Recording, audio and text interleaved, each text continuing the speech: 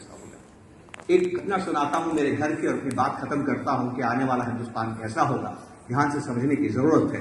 कुछ चंद वर्षों पहले की बात है, अब मेरी माँ थी, आज अब तो दुनिया में नहीं है। मेरे घर की नाली चौक हो गई। अब नाली चौक हो जाती है तो आप घर में कुछ काम नहीं कर सकते हैं, बाथरूम को इस्तेमाल नहीं कर सकते हैं, किचन को इस्तेमाल नहीं कर सकते हैं। मेरी पत्नी बहुत चिंतित हुई। उसने घर में हमें जो सफाई में मदद करता है उसको फोन किया। उसका भाग्य अच्छा था कि वो 10 मिनट में आ गया, आसपास कहाँ होगा, फटाफट वो साइकिल से पहुंचा और कहा कि मैडम क्या है, क्या तकलीफ है कि ये नाली ब्लॉक हो गई है, अभी साफ कर देता हूं। और 15 मिनट में उसने नाली को साफ कर दिया। और साफ करने के बाद बोलता है, हाथ वाथ धोने के बाद, मैडम 500 रुपये। मेरी वाइफ गवर्नमेंट टीचर हैं, कहती है कि मैं इतनी मेहनत करती हूँ, 8 घंटे बच्चों को पढ़ाती हूँ, इलेक्शन का काम करती हूँ, यूपीएससी एसएससी के भी काम करती हूँ, डेटा का भी काम करता हूँ, समाज कल्याण का काम करती हूँ, तब सरकार जो तनख्वाह देती है उसमें भी 15 मिनट के 500 नहीं मिलते हैं। और तुम्हें 15 मिनट में इस काम के 500 रुपये चाहिए, तुम 200 रुपये ले लो, वो वाजिब है। वो कहता नहीं, लगेंगे तो 500 रुपये ही लगेंगे। उनकी बहस सुन के मेरी माँ बाहर आती है। मेरी माँ पूछती है, बहू क्या हुआ? तो मेरी पत्नी कहती है कि माँ ये आयत है और उन्होंने नाली साफ की और 500 रुपये मांग रहे हैं।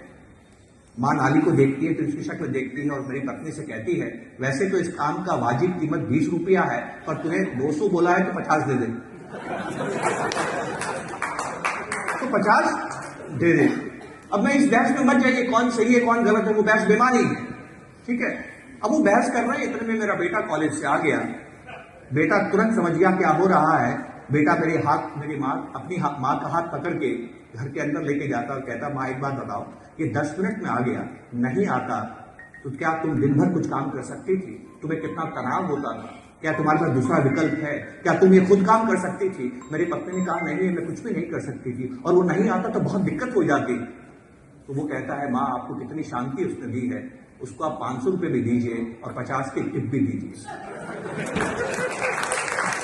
अब मेरे घर में 3 जनरेशन है। मैं इस बहस में नहीं जाना चाहता कि कौन सही है कौन गलत है। मैं सिर्फ आपको एक बात कहना चाहता हूं, आप 2025 में निवेश कर रहे हैं। 2030 का हिंदुस्तान, 2035 का हिंदुस्तान, 2040 का हिंदुस्तान मेरे बच्चे के कंधे पे निर्भर करता है कि माँ के कंधे पे। ये समझने की बात है। मेरी माँ तो दुनिया में,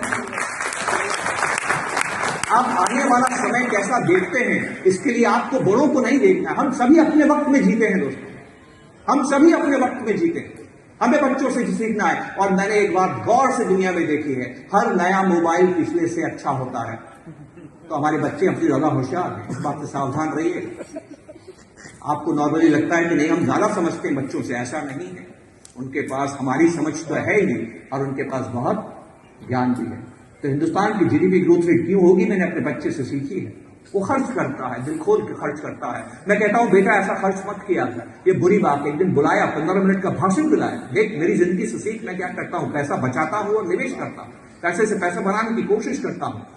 वो मुझे कहता है, पिताजी मेरा 15 मिनट का भाषण सुनने के बाद में ईमानदारी से एक बात का जवाब दीजिएगा। मैंने कहा, हाँ बेटा बोल, ये जो आपने पोर्टफोलियो बनाया है और जैसी आपकी जीने की आदतें हैं, ये आप खर्च कर पाएंगे क्या? ये भी मुझे ही करना है। गलत बोला या सही बोला?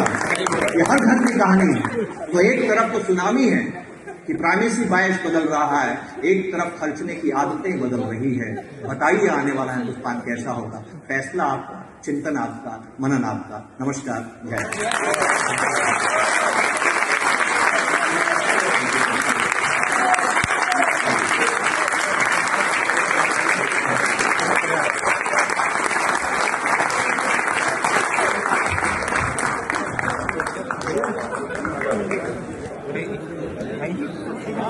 समझ गया? सही बात है। I think we are all speechless now. At least I for sure am, but we have to move forward. I would request Ajay Sharma ji and Sanjay Bhan ji to please